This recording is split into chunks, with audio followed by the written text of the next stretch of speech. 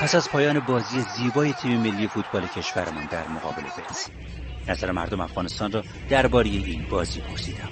خیلی عالی بود، خصوصا امشب از بازی پیشتر با انگلیس خیلی بهتر بود، خصوصا در دقایق آخر مکمل تیم ولز رو دیگه غافلگیر کردن. دیدیمش برای بسیار بازی خوب جالب داشتن.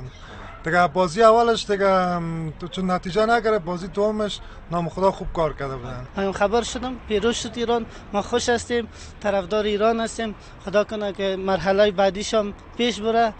مردم افغانستان از این بازی زیبا امشب به اندازه مردم ایران خوشحال بودند. ما در اول بازی، آغاز بازی کمی جگرخون بودیم و بالاخره طرفدار این تیم بودیم، چون از دقایق آخر بالاخره جبران کرد. خیلی خوشحال شدیم ما که انشالله بتونیم به بازی‌های بعدی همسایه ما راه پیدا بکنه. مردم افغانستان میگفتند تیم ملی فوتبال جمهوری اسلامی ایران با این بازی زیبا و دلچسب زنگ خطر را برای تیم آمریکا به صدا درآورد.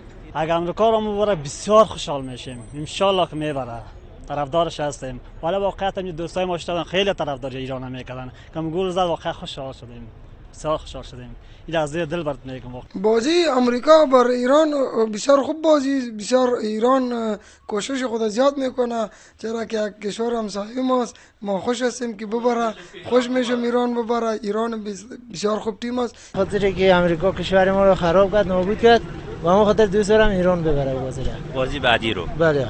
کاربران شبکه‌های اجتماعی نیز به طور گسترده از بازی زیبای ایران میگفتند. فیروز مشعوب سخنگوی فدراسیون فوتبال افغانستان گفت فقط برد حق ایران بود و بس. انعام الله سمنگانی رئیس مرکز اطلاعات و رسانه‌های حکومت افغانستان هم در توییتی نوشت سرمربی تیم ملی ایران پیش از شکست دادن ولز نماینده BBC را هم بی‌آبرو کرده بود. امشب اینجا در کشور همسایه‌مان افغانستان با هر کی که مصاحبه می‌کردم از پیروزی قاطع ایران برابر ولز خوشحال بود. مردم میگفتند امشب یک بازی تماشایی را از تیم ملی فوتبال ایران دیدن. بهنام یزدانی، خبرگزاری صدا و سیما، کابل.